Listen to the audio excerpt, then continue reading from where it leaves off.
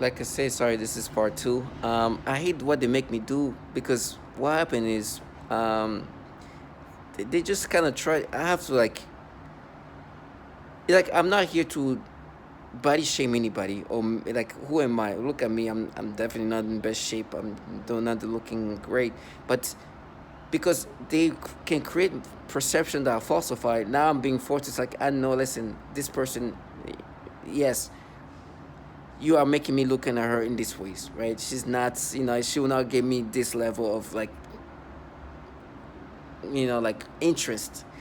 But with that being said, this particular time, this is like a 23-year-old and somewhat, voluptuous, and so they can create a perception that's more like, oh, but at the end of the day, it's kind of, and I don't mean to insult her because she's out of my league. I would say that, but it was just kind of like, I don't want to insult her. Anyways, I was forced to find interest, but because this is like a 23-year-old young adult with some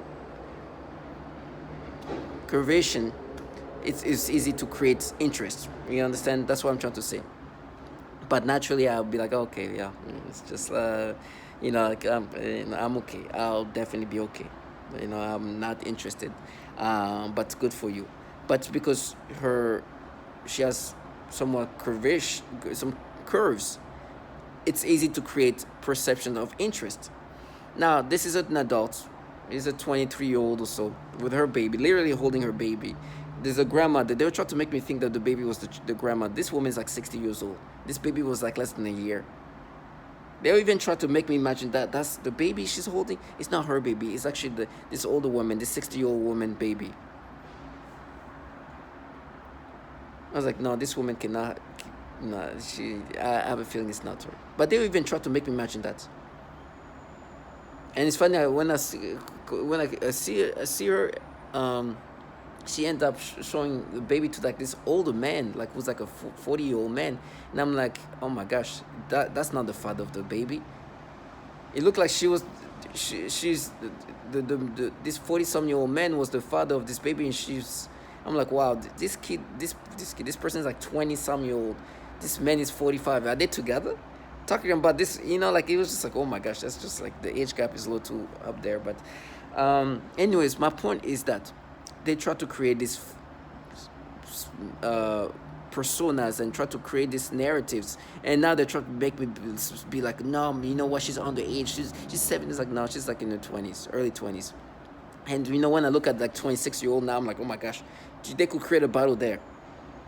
I mean, this like 27-year-old right now. If I look at them, they can make me think that these people are 17-year-old. It's because I've gone to that age where like 20s, mid 20s have gone a little young to me, even though I'm still in my 30s. You know, um, and so they can do this with anybody, and they try to like, make be like, you see, proved, and when in reality, these people have been forcing me to literally get stimulation to a baby. This is part two.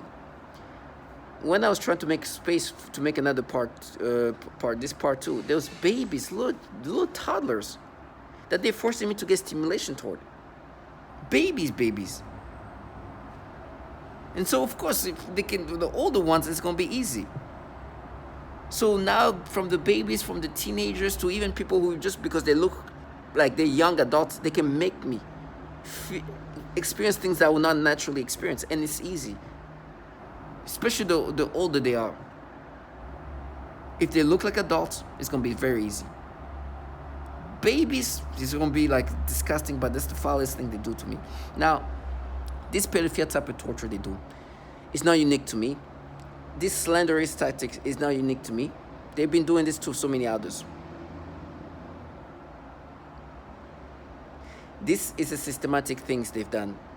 They have been manipulating people in these disturbing pedophilia ways.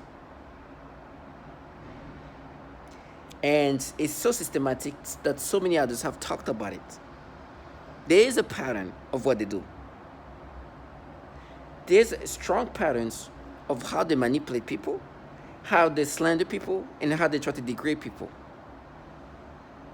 And then they try to find ways to make you accept these things. And then try to intimidate you based on what they tell you is going to happen to you to accept these things. I have no interest in kids. This is some the nasty pedophilia things they do. They force me to get stimulations. A forehead of a child is now something that can be forced. They can force me to get sexual stimulation toward the forehead of a baby.